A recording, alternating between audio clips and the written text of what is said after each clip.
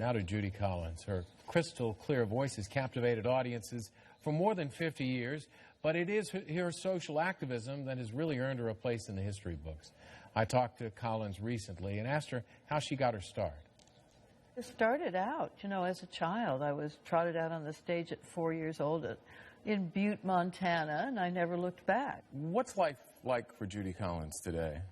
It's about 120 shows a year, all over the country and the world, making new recordings. My life is exciting. I never stop working. Were you always about the politics? Always was. Always. Still am. Mad as hell. You were mad about the war. Oh, you were whatever. mad about civil rights. Absolutely. In the 60s. Today, Absolutely. You're mad about post-traumatic stress in our soldiers who are coming back to poor health care, lack of understanding, the fact that we can't get our Congress to work and to do the things for the middle class, to raise the minimum wage, to give teachers the things that they need and the support that they need. It's easy to get mad about a lot of things. But yes, I was always politically inclined. My dad was very active. Activists spoke out, encouraged us to speak out, and expected us to do our best at all times and to vote. So what was different about activism in the 60s compared to today, and especially with artists? I think a lot of people are doing a lot of things today. I once asked Pete, whom I was very close with, Pete Seeger, I said, how do you feel about the world today? This was a couple of years before he died.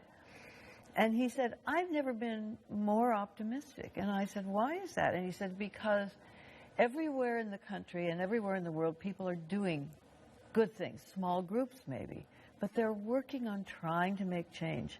I think he saw something that I find a harder time seeing, but I do have to say that there are lots and lots of good things happening.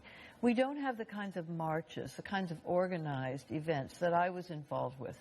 I wasn't necessarily getting arrested on the steps of the Capitol in Washington, You were testifying DC. at the Chicago 7 Yes. trial and being admonished by prosecutors and judges. Shut up and not sing Where Have All the Flowers Gone? I mean, you were at the forefront of the Yippie movement. Yes. With I was Abby there. Hoffman and Jerry Rubin. You know who called me to go to that meeting? Phil Oakes. And he called me and he said, you have to go down to wherever it was, this hotel where they're having the press conference for the Hotel for the Americana. Yippies. Yes, the Americana for the Yippies. And so I went down and I knew these guys and I always adored David Dellinger. He was so wonderful. And Abby and Rennie Davis and so on. And then, of course, when they were all arrested, then Kunstler was their lawyer and he said, would you come to Chicago and sing at their trial? Speak, or would do whatever you're going to do.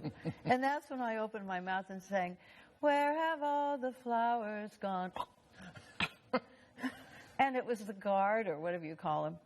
And the judge said, we don't sing here. Now, I had a total memory loss then, because I always thought that once Judge Hoffman shut me off, I didn't talk anymore. But actually, I went on and on and on talking. You brought up your personal life, and you have written about it, you talked about it. In fact, you have shared so much of your personal, private More life. than is probably and, prudent. Well, very painful, I would think, to talk about some of the things. You talk about the alcoholism in your family, about bulimia, about the death of your son. That's the hardest. What makes an artist want to share those things? Well, I think it's a question of what makes anybody want to share them. I lost you on a winter's day, that cold city far away. If I hadn't written about my son's suicide, I wouldn't have gotten over it. But I knew that if I didn't write about it, I wasn't going to make it. And I also knew that if I didn't talk about it, I wasn't going to make it. And I know people that have, disappeared in this cloud of post-suicidal depression and taboo. So I also saw the taboo. As an activist, I know that there are certain things we don't want to talk about. We don't want to talk about, the fact that we need a higher minimum wage. We don't want to talk about the racism which still exists in this country. But we have to, which is clear because these things are coming out and we have to talk about them. In order to get well, we have to. So that's the answer of why I write about these things. Thank you for sharing your music. Thank you for sharing your stories with us, and continued success. Keep on going for a long time. Thank you Great so to see much, you. John. It's a pleasure to be here with you.